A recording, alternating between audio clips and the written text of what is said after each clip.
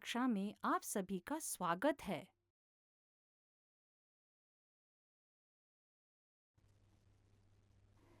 आप सभी का आज की कक्षा में स्वागत है। मुझे आशा है कि आप सभी आज की अद्भुत अध्याय के लिए तैयार हैं। पिछले अध्याय में हमने साहसी बहादुर योद्धाओं और नेताओं के बारे में सीखा, जिन्होंने राज्य स्थापित करने का प्रयास किया, जिसमें काकतिया भी शामिल थे, जो अंततः दिल्ली सल्तनत द्वारा पराजित हुए थे।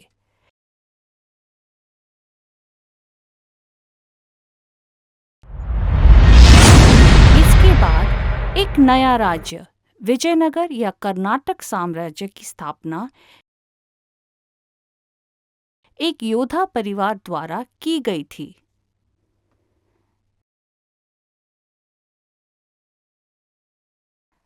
आइए देखें कि विजयनगर साम्राज्य के शासन का अन्वेषण करें।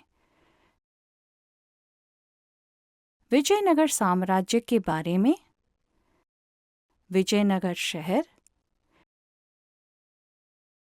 विजयनगर की सेनाएं और सैन्य नेता,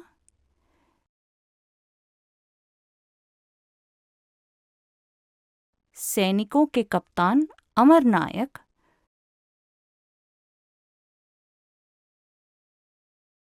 कृष्णदेवराय शासक।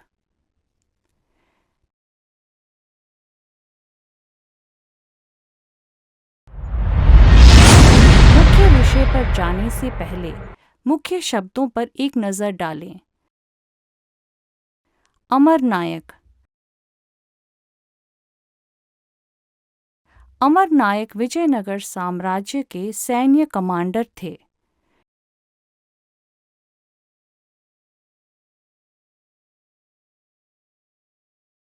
अमीर, राजकुमार, सेनापति और नेता एक अरबी मूल का पुरुष नाम है।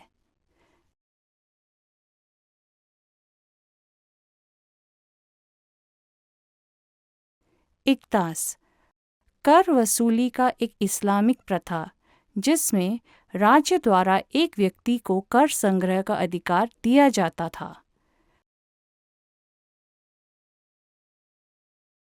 पुरातत्व वैज्ञानिक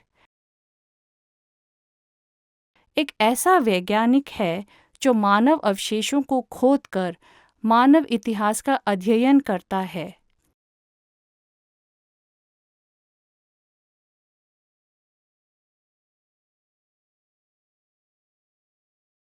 रायगोपुरम विशाल मंदिर के प्रवेश द्वार को रायगोपुरम कहा जाता है।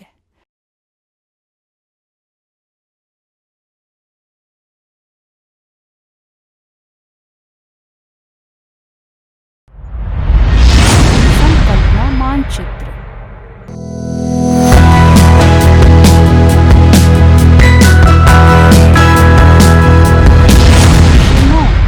विजयनगर साम्राज्य के बारे में।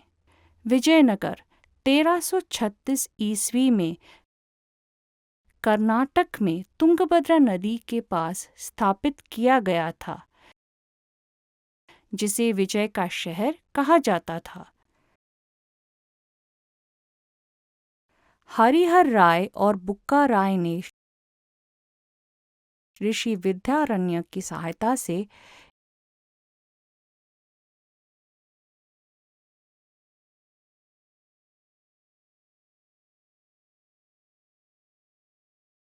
इसकी स्थापना की। विजयनगर के राजा श्री विरूपाक्ष यानी कि शिवजी की पूजा करते थे।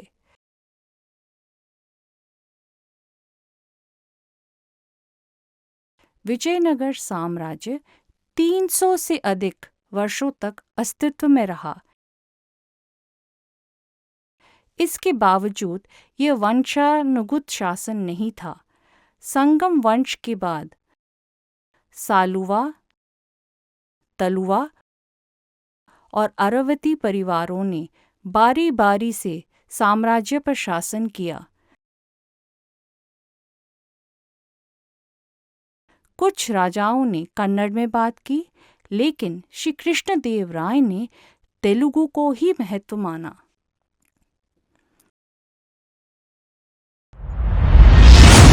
1489 से 1520 ईस्वी तक तुंगभद्रा नदी के उत्तर में बहमनी राज्यों का विभाजन 5 छोटे राज्यों में हुआ।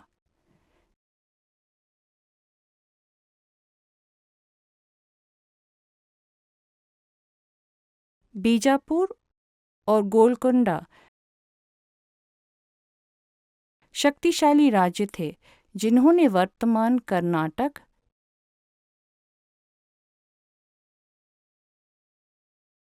तेलंगाना और आंध्र प्रदेश के कुछ हिस्सों पर शासन किया था। ईरानी और अरबी नेताओं ने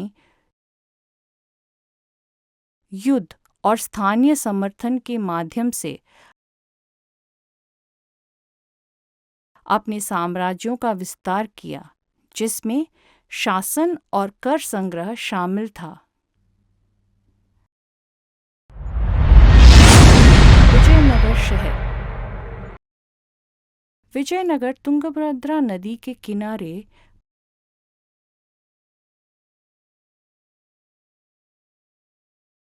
पंपा देवी और श्री विरूपाक्ष के पुराने मंदिरों के पास बनाया गया था।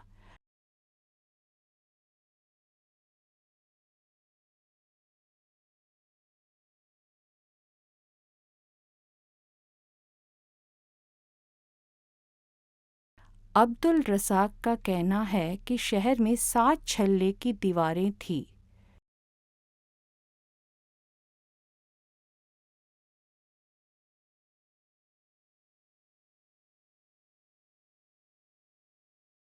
पुरातत्वविदों ने इनमें से कुछ की खोज की है।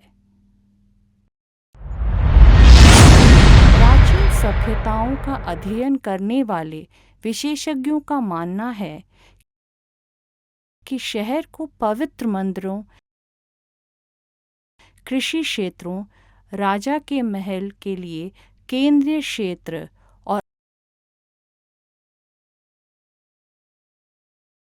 आम लोगों के निवास स्थान में विभाजित किया गया था। प्रत्येक भाग मानचित्र पर अलग था। विजयनगर की सेनाएं और सैन्य नेता।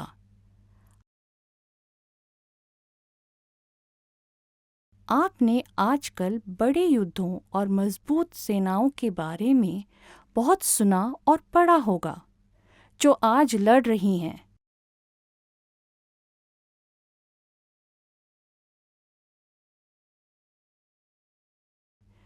आइए देखें कि विजयनगर के समय यह कैसा था।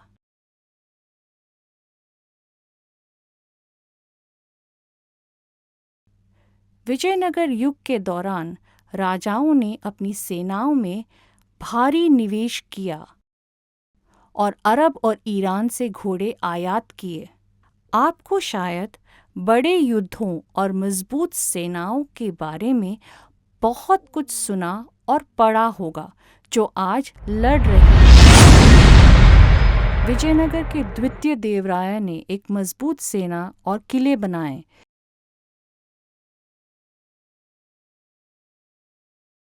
जिसमें शहर के मुस्लिम योद्धा और मस्जिदें भी शामिल थीं।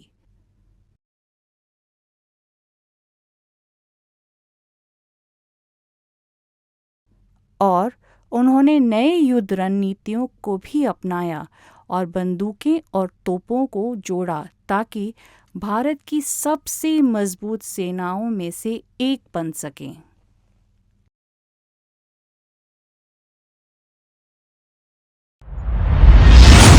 सेना के कप्तान अमर नायक।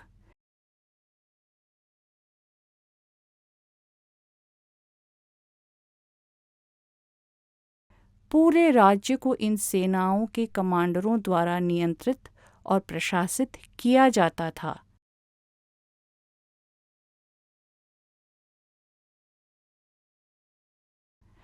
आइए कृष्णदेव राय के काल के दौरान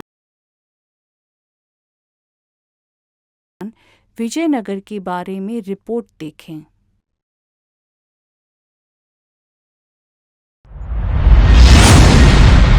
कृष्णदेव राय के पास 10 लाख से अधिक सैनिक थे, जिनमें 35,000 घुड़सवार शामिल थे, जो आवश्यकता पड़ने पर किसी भी दिशा में भेजे जाने के लिए तैयार थे। वह इन क्षेत्रों का सबसे अधिक खूंखार राजा थे। इन सैनिकों के कप्तान उनके राज्य के अमीर थे और वे राज्य के शहरों, कस्बों और गांवों को नियंत्रित करते थे।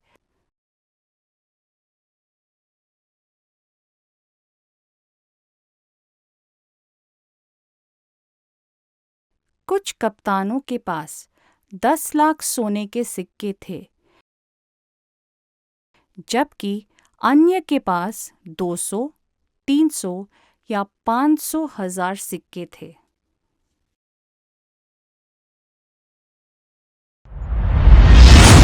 राजा यह तय करता है कि उसे कितने सैनिकों की आवश्यकता है।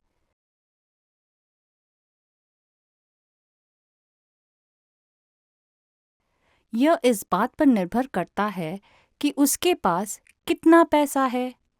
कुछ सैनिक पैदल चलते हैं, कुछ घोड़ों पर सवार होते हैं और कुछ हाथियों पर सवार होते हैं। ये सैनिक हमेशा कर्तव्य के लिए तैयार रहते हैं, चाहे उन्हें कहीं भी और कभी भी जाना पड़े।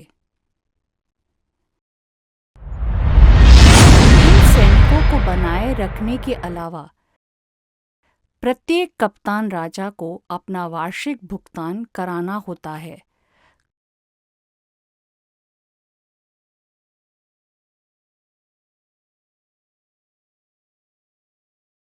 कप्तानों द्वारा आपूर्ति किए गए सैनिकों के अलावा राजा के पास अपने सैनिक होते हैं, जिन्हें वह भुगतान देता है।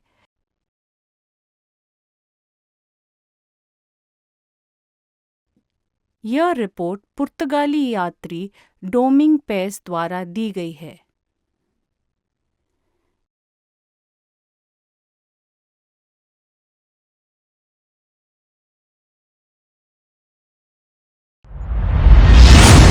जिन नेताओं को कप्तान कहा जाता था, वो नायक थे।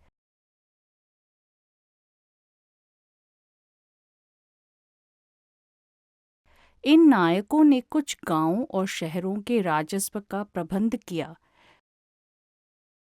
जिससे उन्हें धन एकत्रित करने और उसका उपयोग करने की अनुमति मिली। उन्हें अपने कर्तव्यों से अपने पैसों की रक्षा के लिए पर्याप्त सैनिकों की आवश्यकता थी, ताकि वे इसे अपने अधीनस्थों से बचा सकें। उन्होंने क्षेत्रों पर शासन किया, निर्णय दिए और दिल्ली सल्तनत के अमीरों की तरह दंड दिए, जिन्हें राजस्व के कार्यों के लिए इक्ता कहा जाता था। तेलुगु अमर नायकों ने अपने गांवों से या रिश्तेदारों से सैनिकों की भर्ती की, जिससे राजा के बजाय खुद के प्रति वफादार सेनाएं बन गईं।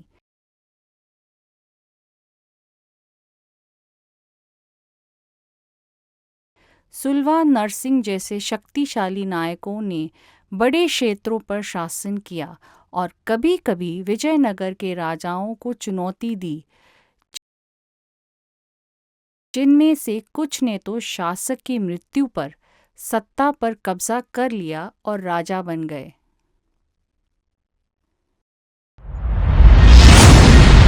कृष्णदेव राय एक शासक। कृष्णदेव राय ने 1509 से 1529 ईस्वी तक शासन किया और बहमानी सुल्तानों और उड़ीसा के गजपतियों के खिलाफ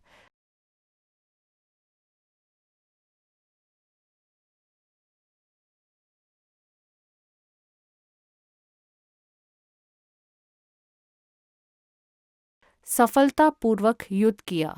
उन्होंने कर्नाटक, आंध्र प्रदेश और तमिल क्षेत्रों में विद्रोह को रोक दिया। उसने कृष्णा नदी के पास दक्षिणी क्षेत्र पर नियंत्रण कर लिया। पुर्तगाली संचालित बंदरगाहों के साथ मिलकर आपूर्ति प्राप्त की।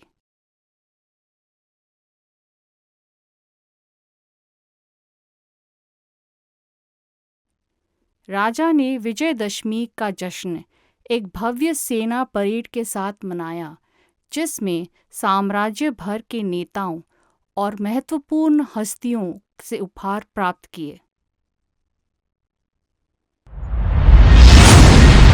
कृष्णदेवराय अपने राज्य के मंदिरों के उदार संरक्षक थे।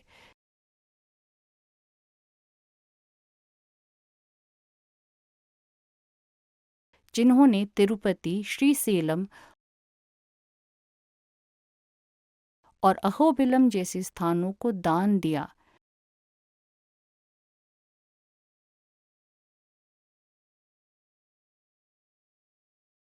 युद्ध जीतने के बाद उन्होंने दक्षिण के बड़े मंदिरों के साथ अपना खजाना भी साझा किया और विजयनगर शहर में रायगोपुरम द्वार का निर्माण किया, जिससे दक्षिण भारत में एक स्थायी विरासत छोड़ गए। कृष्णदेवराय ने तेलुगु साहित्य को समर्थन दिया और अम्युक्त माल्यदा नामक कृति लिखी।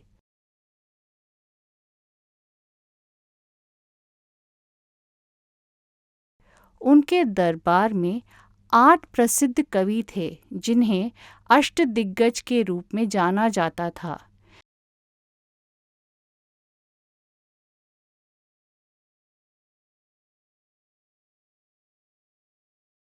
वे थे अल्लसानी पेद्दन्ना, मुक्कु तिम्मन्ना, दुर्जटी, रामराज भूषण्णा,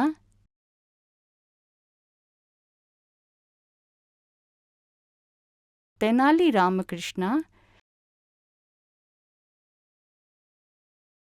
पिंगली सूरन्ना, अय्यल राजुराम भद्रुडु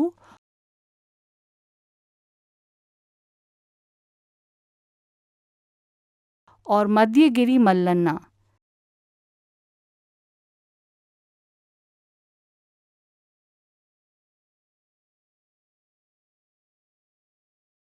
कृष्णदेवराय के बाद अच्युतदेवराय और अल्लय राम राय ने विजयनगर साम्राज्य का विस्तार करना जारी रखा। हालांकि 1565 ईस्वी में बहमनी शासकों ने रक्कासीतंगा युद्ध में रामराय को हराया, जिससे विजयनगर का विनाश हो गया।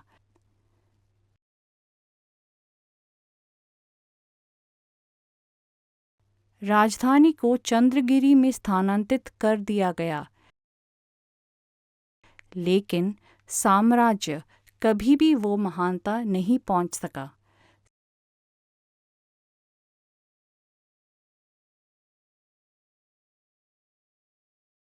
साम्राज्य के कुछ हिस्से सुल्तान के शासन में आ गए, जबकि अन्य मुखियों और नायकों के अधीन स्वतंत्रता प्राप्त की। निष्कर्ष: इस अध्याय ने हमें सिखाया कि विजयनगर के राजा मंदिरों के और तेलुगु साहित्य को समर्थन देने के लिए प्रसिद्ध हैं। विजयनगर को नष्ट करने के बाद साम्राज्य के कुछ हिस्से सुल्तान के शासन में आ गए।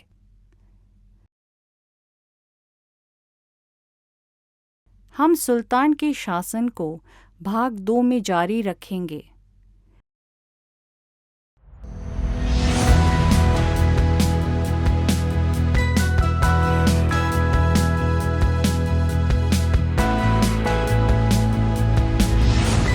देखने के लिए धन्यवाद। जुड़े रहें।